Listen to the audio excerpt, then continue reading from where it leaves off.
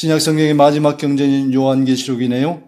이 요한계시록은 그리스도 교회에 대한 로마의 박해가 만연해질 때에 기록되었습니다. 특히 로마 제국의 11번째 황제인 도미티아누스의 통치 때 그리스도인들에 대한 핍박이 크게 성행했는데요. 죽은 황제들을 숭배하는 것은 이전에도 있었지만 황제 본인이 살아있을 때 자신을 섬기도록 명령한 황제는 도미티아누스 황제가 처음이었습니다. 도미티아누스는 자신을 주와 신으로 호칭하게 했죠. 이로 인해 로마 제국과 유일신 사상으로 하나님만 경배하는 그리스도인들 간에는 큰 대립이 형성되었습니다. 요한계시록은 바로 이 도미티아누스의 황제 숭배가 극에 달하던 때에 사도 요한이 유배당한 에게해의 밤모섬에서 기록한 것입니다. 사도 요한은 밤모섬에서 환상과 계시를 보고 그것을 기록하였고 그 말씀을 소아시아의 7교회에 보내지요. 그 7교회는 에베소, 서머나, 버가모, 두아디라, 사데, 빌라델비아, 라오디게아의 교회입니다. 요한은 이 교회들이 심각한 박해와 고난을 이겨내기를 원했습니다. 그래서 교회의 모습을 여러 모양으로 그려내지요. 칭찬받는 교회와 책망받는 교회의 모습을 통해서 모든 교회들이 칭찬받는 자리에까지 나가기를 바랍니다. 이러한 소아시아 7교회의 모습과 특징은 1차적으로는 당시대에 존재하는 교회들을 의미하지, 동시에 이 세상에 존재하는 모든 교회들의 모습과 특징을 반영하고 있습니다. 요한계시록은 단순히 미래의 역사적 시나리오를 미리 예고하는 것이 아니라 종말론적 하나님 나라의 도래를 선포하고 있습니다. 이 예언의 말씀을 읽는 자와 듣는 자들과 그 가운데 기록한 것을 지키는 자들이 복이 있나니 때가 가까움이라. 여기서 말씀을 읽고 듣고 지키는 것은 서로 분리되는 것이 아닙니다. 하나의 연속적인 행동이죠. 그러므로 요한계시록은 어렵다는 편견을 버리고 먼저 자주 읽고 듣고 나아가서 들은 것을 지키기 위해 이 책을 자주 펴야 합니다.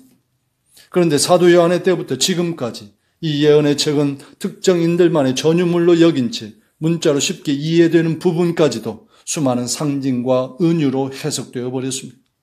그러다 보니 일반인들은 읽어도 그 의미를 알 수 없고 그 뜻을 헤아리지 못하게 되어버렸죠.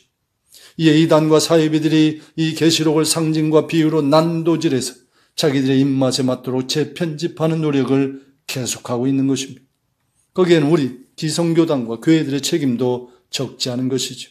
참으로 안타까운 현실입니다.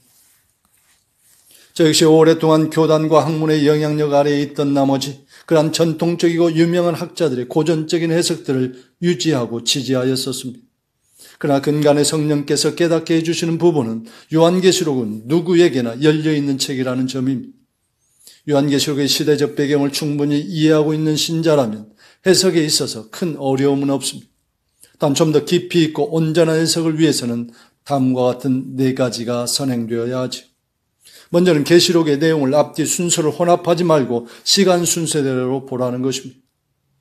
다음으로 비슷한 계시 문학인 다니엘서의 내용과 마지막 때의 내용인 공관복음의 마태복음 24장, 마가복음 13장, 누가복음 21장 등의 내용을 함께 보라는 것입니다. 또한 지나치게 상징과 비유로 해석하지 말고 몇몇 숫자와 문자에 대해서는 있는 그대로 보라는 점입니다. 마지막으로 하나님의 부르심에 후회가 없으시다는 것을 인정한다면 이스라엘에 대하여 대체신학이나 반유대주의 관점을 버리시라는 점입니다.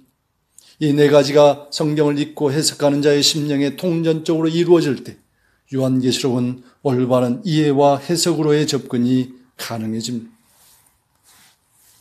요한계시록에서 7인을 떼어가는 과정, 7나팔을 불어가는 과정, 7대접을 땅에 쏟는 장면들은 이 세상의 역사의 흐름에 관한 이야기라고 할 수 있습니다.